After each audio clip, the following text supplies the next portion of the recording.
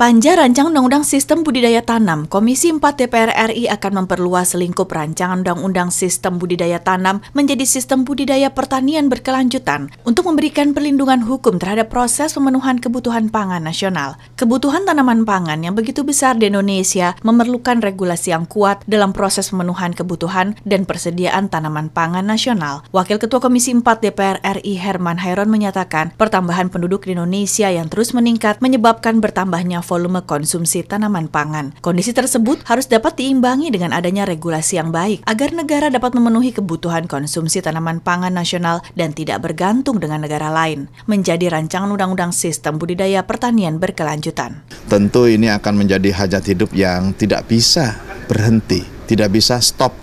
Jadi harus tersedia selalu, harus terjangkau.